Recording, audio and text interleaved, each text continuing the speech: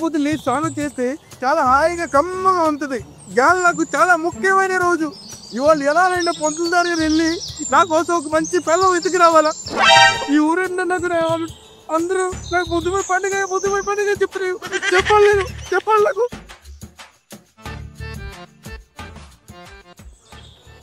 అంతేమాట. Opening 20 రూపాయలు అయ్యి. Close 30 వేసుకో. హలో తిను. ఓపెనింగ్ ఎంతేమంటావు? 6 నెంబర్ మీద 6 నెంబర్. ఈ 10-20 కాదా? మంచి సౌండ్ పార్టీలు చూడండి ఏదన్నా ఉంటే. ఇప్పుడికిప్పుడు మనకి సౌండ్ పార్టీ ఎవరు దొరుకుతారు మనకి? అరుగో అప్పారావు గారు వస్తున్నారు. ఇవాళ ఎట్టయినా సరే పక్కన చేయాలా. ఓకే రాజు నీకు 3 మీద అప్పారావు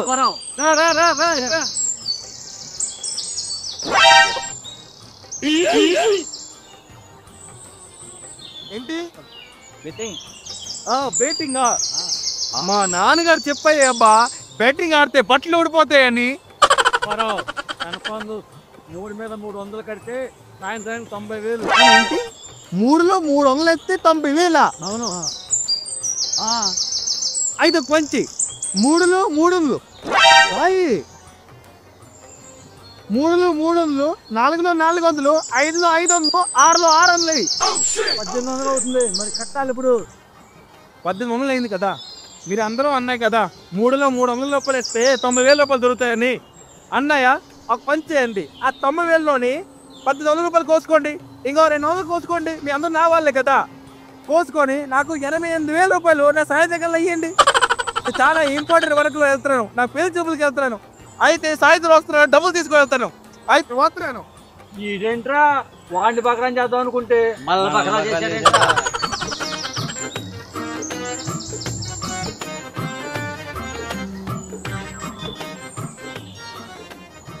భగవంతుడు దేవుడిపై భక్తులకి విశ్వాసం తగ్గిందేమో కానీ నిన్న నుంచి కూర్చుంటే ఒక్క 150 రూపాయలు దక్షిణ వచ్చింది స్వామి.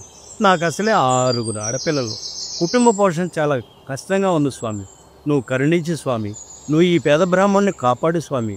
భక్తులకి విశ్వాసాన్ని పెంపొందించి ఈ పేద బ్రాహ్మణుని కాపాడు తండ్రి.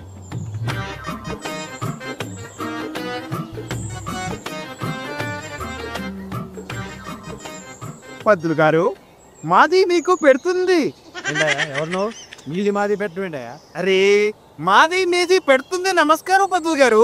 ఓహో నమస్కారం. సంస్కారం ఉందా నాయన? కూర్చో ముందు. ధన్యవాదాలు పంతులు గారు. ఏంటి నాయన నీకు వచ్చిన సమస్య?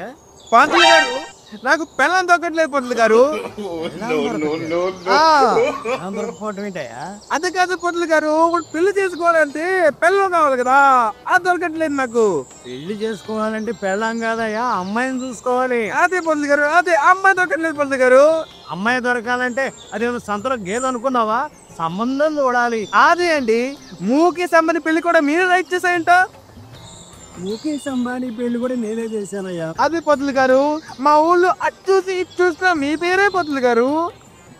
ఇంతకీ నా పేరెంట్ చూస్తున్నాయినా? అయ్యో తాగా మర్చిపోయాను పంతులు గారు, ఒకసారి మీ పేరు చెప్తాయా? నా పేరు బాలగంగాధర తిలక్ శాస్త్రి. బాగా కిలక్ పలక.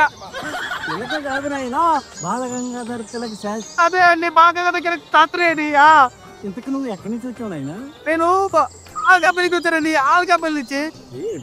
అయ్యి అదే అండి, విజయవాడ తోట విశాఖపట్నం ముందు ఆల్కాపల్లి కప్పిస్తా. ఆల్కాపల్లి విశాఖపట్నం దగ్గర అనకాపల్లి. ఆల్కాపల్లి అండి. ఎవరి దగ్గర కొండపిల్లగా చెప్పేవే.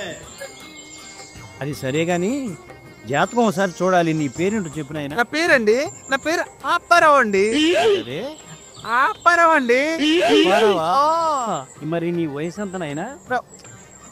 అదే పంతులు గారు, ఆధార్ కార్డు హిసాబు చెప్తామా, ఓటర్ ఐడి కార్డు హిసాబు చెప్తామా? ఓయమ్మో, ఆధార్ కార్డు కాదు కానీ ఓటర్ ఐడి చెప్పు. ఓటర్ కార్డు 32 అండి. 32 అండి. 32 సంవత్సరాలు ఏంటంటే పెళ్లి అవ్వలేదండి. ఊరంతా పొద్దుపోయితాను కానీ పొద్దుపోతాను కానీ ఒక్కరిపోయింది. ఇక చాలే ఆపునైనా, నీ జాతకంలోకి వెళ్ళిపోదాం. చూడండి స్వామి గారు,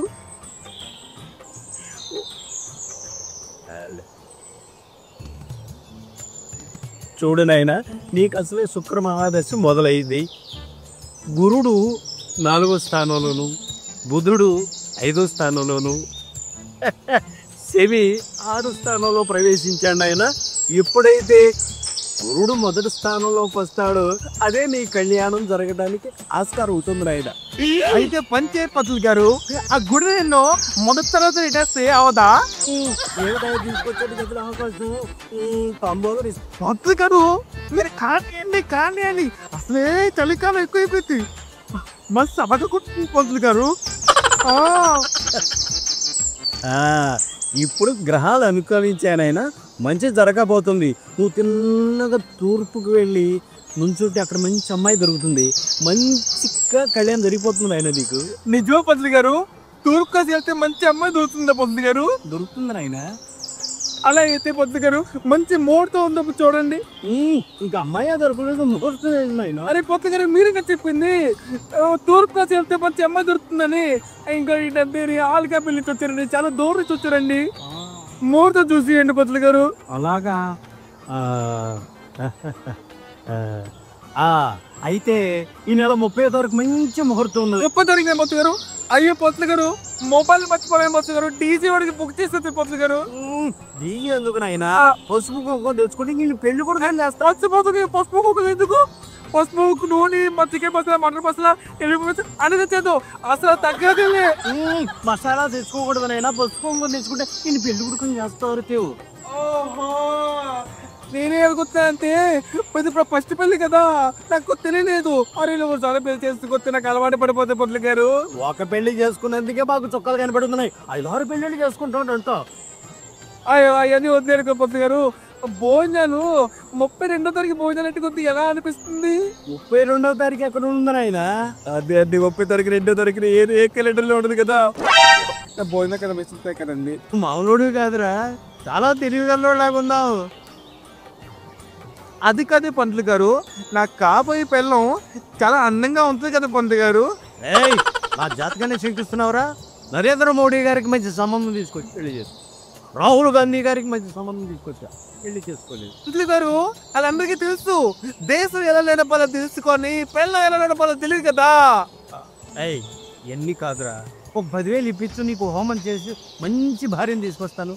అది కాదు పంతులు గారు, ఇప్పుడు కాంట్రీనా క్యాబ్కి బిల్ చేసుకోవాలంటే ఎంత ఖర్చు అవుతుంది సుమారు? కాంట్రీనా క్యాబ్ అండి, కాంట్రీనా క్యాబ్. కత్తినా కాయపు లాంటి భార్య రావాలంటే 16,000 ఖర్చు అవుతుంది ఆయన. 16,000?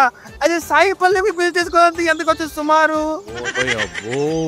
సాయి పల్లె లాంటిది కావాలంటే ఒక 30,000 ఖర్చు పెట్టుకుంటే అవుద్దాబాయ్. ఇదిగో అది సరే కానీ ఇవన్నీ ఎందుకు, ఒక 40,000 ఇప్పించు, కాజల్ అగర్వాల్ని తీసుకొచ్చి పెళ్లి చేసేస్తాను. ఏం మాట్లాడుతున్నారు పంతులు గారు మీరు? ఆల్రెడీ పెళ్లి అయిపోయింది, పెళ్లి అమ్మాయి పెళ్లి చేస్తావు ఏంటి అతను? అది సరే, ఒక పని చేద్దాం, ఒక 50,000 ఇస్తాను, నీ పిల్లలకి ఇచ్చిన పెళ్లి చేస్తావా?